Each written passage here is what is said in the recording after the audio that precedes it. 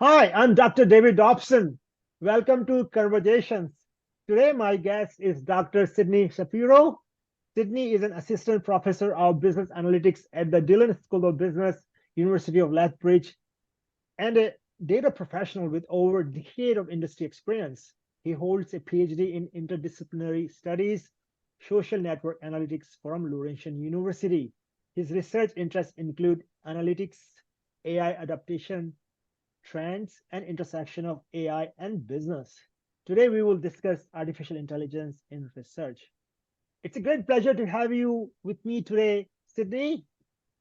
Thank you very much for having me. To begin with, can you explain what is artificial intelligence or AI? I think AI is we're at a very interesting time in AI. When I go to a conference or when I talk about AI, people are asking me questions about artificial general intelligence, Okay. like super robots that can think, Yeah. like the Terminator, but that doesn't actually exist. What we have now is something that AI has been developing for many years. AI-like systems have been developing for at least 40 years. Yeah. I think the really interesting thing is that recently, we have a new kind of AI, generative AI, that looks at statistical connections between words, Mhm. and it became publicly accessible. So instead of having to understand statistics or code or robotics, you Yeah. could just type something in and magic happens. And because of that, AI took over.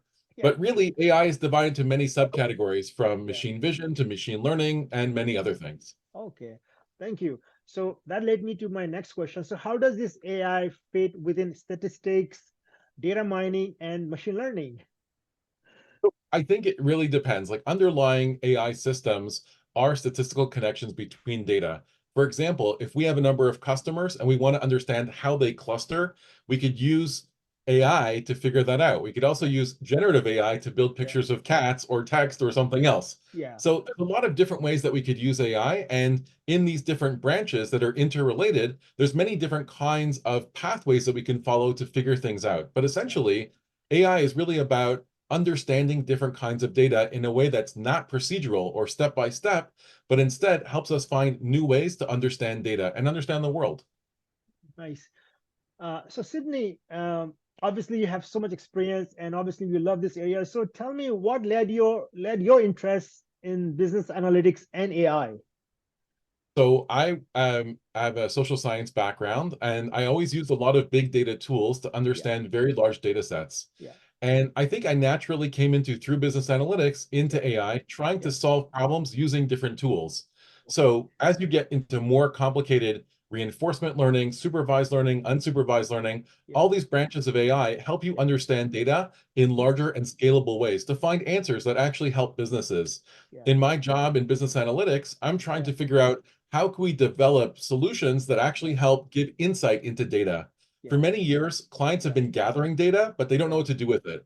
And Yeah. this helps us get forward into the new direction. So my career pathway has Yeah. basically been with the evolution of AI as it's changed over time, Yeah. learning all the latest technologies and bringing them to industry. Yeah. Very nice. So maybe can you give some example of how AIs are used in real world in businesses? So I think, you can do things that AI has a lot of examples about very Yeah. easily. Like, for example, I want to write each of my customers a customized letter thanking them for their business and Okay. mentioning the last purchase. I could do a mail merge. It might Yeah. not be that personalized though. Yeah. Or I could take my database of clients and write actually personalized emails to each one, Yeah. generating that content. Or Yeah. I could try to understand my clients. A big question that businesses have is, Yeah. should we accept credit cards and pay Mhm. additional fees? Yeah. And if we cluster or analyze that data, we look at it in different ways, we could Yeah. see what's the trade-off? Does it make sense? Is it a good idea? So Yeah. whether it's for operational side or whether it's Yeah. for customer service or Yeah. marketing or other Yeah. things, there's a Yeah. lot of ways that we can incorporate AI as a tool in the Yeah. business in order to Yeah. process data and come up with results. Very nice. So obviously, I see that AI has been adopted in business world.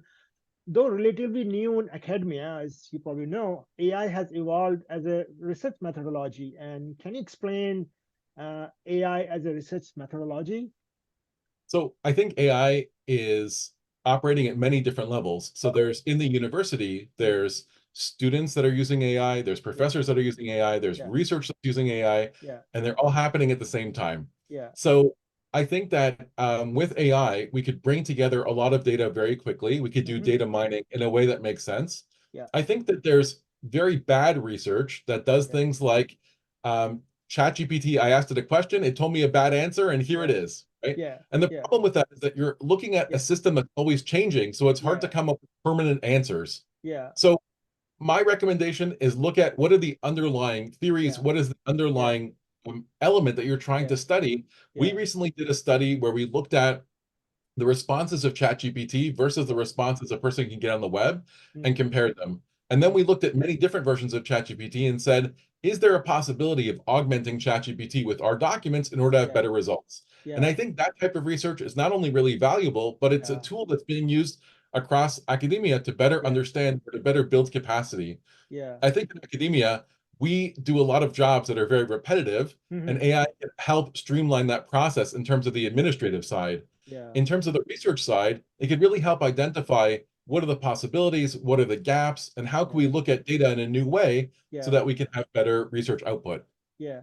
Yeah. One of the things I hear from other fellow academia or some students is that when people use this chat GPT, two things. One thing that they what they tell me is this: it's basically your Google search. It's like stuff comes out, and sometimes not necessarily it makes sense because what people already put in on their pages or on their on their public domain, it just comes out in a very um, condensed form, but not necessarily it's very good.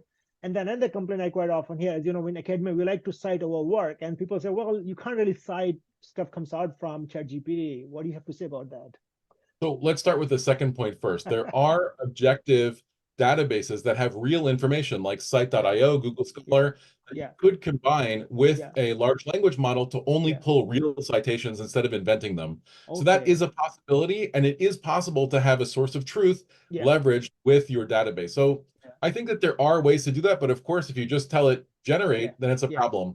yeah. This semester is the first time I'm teaching a programming course that I'm letting students use AI as much as they want. The Okay. class average this semester is a 70. And you're Okay. probably thinking, how's that possible? Because in the course, it asks students to both identify the business problem, the business Yeah, logic, yeah, design a solution using ChatGPT, and then yeah, implement it and explain it. yeah, And the explainability is really critical because yeah, ChatGPT does have a lot of information. We don't know where it came from. It's just yeah, in there. yeah, The problem, though, is that we can't attribute it to anywhere, and it may not make sense, yeah, especially when you're solving complex building problems. yeah, I always tell students the one thing that you can do that AI can't do is yeah, think. yeah, So if you have the ability to think of a creative solution that makes yeah, sense for this client in this particular case, yeah, the resulting code will be much better. And yeah, it's an iterative process. So once you know yeah, what's going on, you're yeah, able to use AI at a much better level. yeah, If you don't know what you're doing, then it will yeah, give you something, but it may yeah, not be the right thing. So I yeah, think it's important to both leverage critical thinking as well as the yeah. other pieces that go into it to get good results. Right. So you already mentioned that you already introduced AI to your own students. You mentioned 70%. I want to clarify. Is it a good class average or is it a bad class average? I think it's okay. I mean, I think Okay. the hypothesis would be that if everybody used AI, everybody would get 100, Yeah. but AI is not capable of producing what I'm asking for in the Right. class just by itself without the student's input. Okay. Okay. Makes sense. Okay. So you already mentioned that you already started using or using AI in your research. Can you explain how you use AI in your research and how it complements with like other traditional research methodology, like, interviews, surveys, observations, etc.? So I do a lot of research on AI and on Okay. AI systems. So we Okay. test AI in different ways. We build different bots and Yeah. chats. For example, I recently Yeah. worked on a project with a business book, Yeah. and I built a chatbot that the students can interact with using a Nice. very large context. They can ask Yeah. any question about the book and it will tell them. But because we custom trained that model, it doesn't have the ability to tell you about penguins like ChatGPT could because it doesn't Yeah. know about penguins. That's not part of the book, right? That's right. Anything about that specific business book, it can tell you. So Yeah. I think that the future is going to be smaller models that Hmm. do very specific things. Like, for Yeah. example, I can create a model of all of my work and Yeah. say, where are the flaws? What should I work on next? What are Yeah. the gaps? Here's Yeah. all the titles that I came up with. Tell Yeah. me another title in this series. Yeah. And we could use that idea generation to start Yeah. coming up with new things based on my existing work. Yeah. Right. Yeah. I was recently talking to one of the scholar over coffee, and he said that the way the AI is going out is not necessarily we're going to writing more equations or more solving like a calculator problems. It's more like a philosophical ideas that we share our ideas and AIs will generate some new concept or take us to the new level. What do you think of that concept? So I recently met with an instructor in math, Yeah, and they said that the student works on proofs that have yeah, to be solved mathematically using yeah, processing that you can't do with AI. yeah, And then they take the proofs and they give it to AI and they say, write the thesis. And that's okay because it's explaining what the proofs are doing as opposed yeah. to making proofs up. Right, So right. I think in many areas in Yeah, the academy, we have yeah, English professors that are worried that everything they're yeah, doing can be replaced with AI. And yeah, we have business and computer science professors yeah, embracing AI because yeah, they see it as a future technology. yeah, I think there's yeah, also a lot of conversation about how yeah, AI is leveraged in industry, and we have yeah, to catch up in the university as well to make sure that yeah, students have the right tools. yeah, If students are going to do their job with AI, then we should yeah, be teaching that yeah, as part of the process. But I think yeah, that we have to also change how we assess students, what we expect of them, how we yeah, judge critical thinking in yeah. order to make sure that they're leveraging AI the right way. Yeah, yeah, absolutely. And yeah, as you mentioned, like, some field in academia, like computer science or etc., they allow AI, but some areas, because I'm thinking about the academia world, the movie business, the Hollywood, they don't accept AI generated content in the movies or in the art and culture. What do you think of that area where the people try to protect their domain, their industry, because they're scared that they will be have no work for them down the road in maybe 10, 20, 30 years. So I think we're at the very beginning of what AI can do, and we're really only 18 months into this Yeah, like yeah, possibility. yeah, I don't know what's going to happen in terms of processing, the yeah, cost of processing, if it makes sense. yeah, But as AI gets better and better, we can yeah, start imagining in the future new things. yeah, So, for example, yeah, in the 1960s in Star Trek, people yeah, talked to the computer and the computer talked to them. And yeah, people said, amazing, this is future technology. And yeah, at that, we could never imagine how to actually build it. Today, we have that technology. You can that's talk to true. AI, it talks to you. So Yeah, the question is, how do we envision what's going to happen in the future? If we keep yeah, on going like we are, yeah, what's happened over the past while is that yeah, software has got much yeah, better, but hardware has not. If we yeah, have new kinds of hardware that can give us access to do new things, yeah, we'll be able to build amazing new tools. As far as yeah, people, I yeah, think fundamentally AI is a tool, and AI is yeah, a tool that people can use to leverage. Because yeah, at the end of the day, the AI yeah, model contains stuff that already exists, yeah, and your new yeah, ideas are what's yeah, going to power the AI to come up with yeah, new things. yeah, So yeah, I think there's always going to be a role for people to play in yeah, this system yeah, to even rein in the possibilities and improve the quality. yeah. Students at the university built the ultimate Christmas movie by taking every Christmas movie and putting it in and generating it.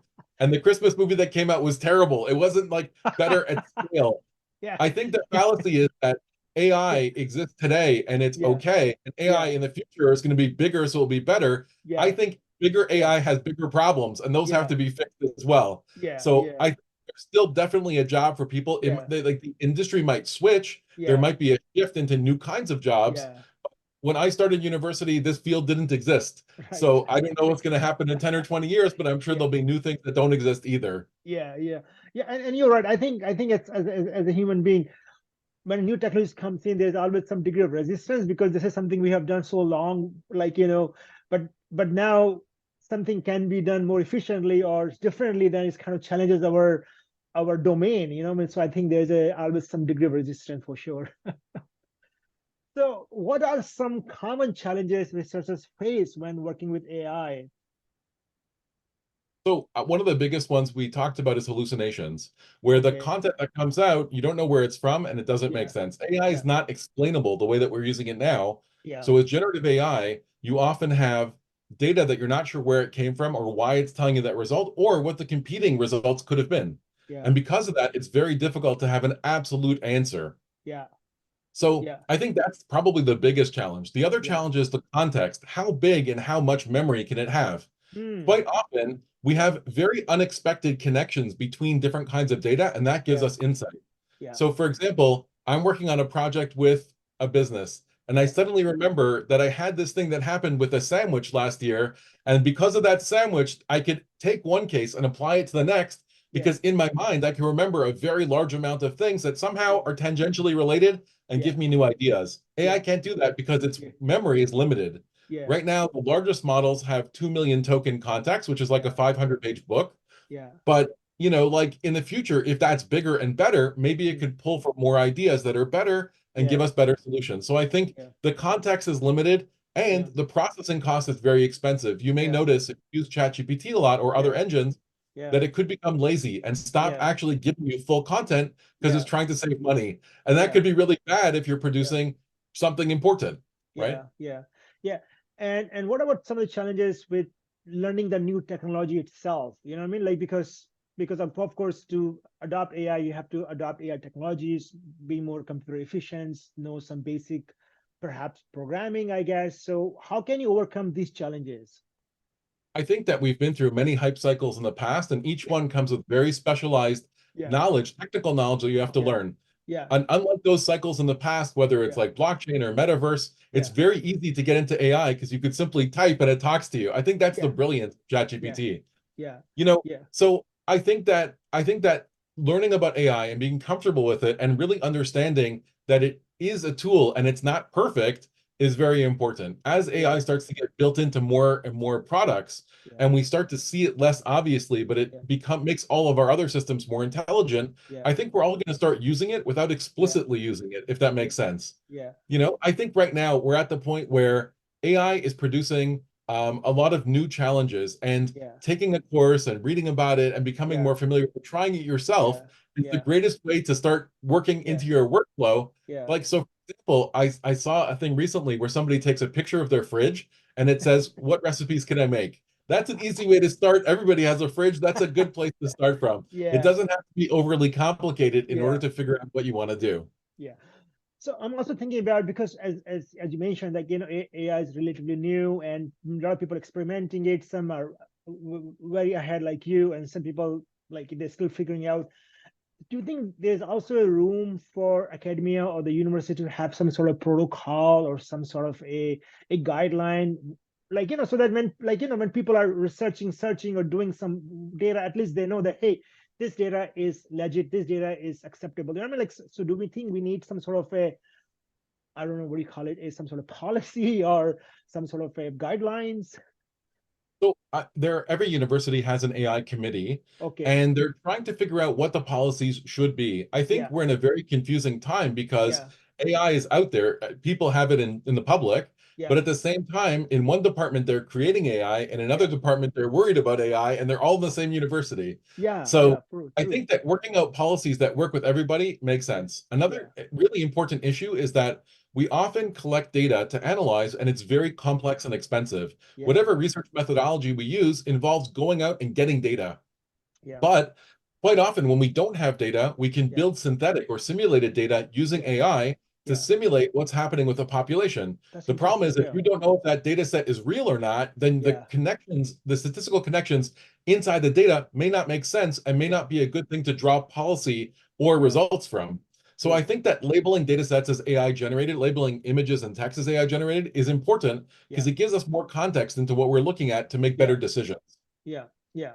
Like even in when you post your video on YouTube, they ask you, is it like AI generated? Is it like a artificial, Exactly. or is it something your own original? Exactly. So yeah. So Sydney, what is your advice you would give to researchers who are new to AI and AI technologies on how to adopt AI as a research methodology?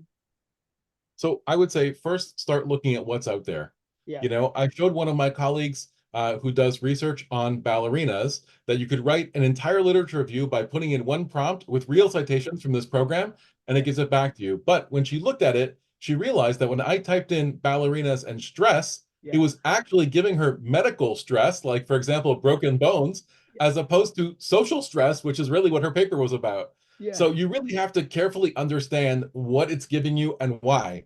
Yeah. And in terms of improving workflow, what AI tools will actually work. Sometimes I'm writing a paper or a grant and I'll put the title into AI and say, give me 20 different versions of this and keep Yeah. on iterating through it until I find Yeah. something that I like. Yeah. At the end of the Yeah. day, I'm the one Yeah. that creates the content and I'm the Yeah. one that's driving in Yeah. order to make sure that the content is good. So Yeah. I think that's Yeah. very, very important. You Yeah. should be in control of your ideas and not Yeah. leave it up to AI to decide for you. Yeah. Yeah. Exactly.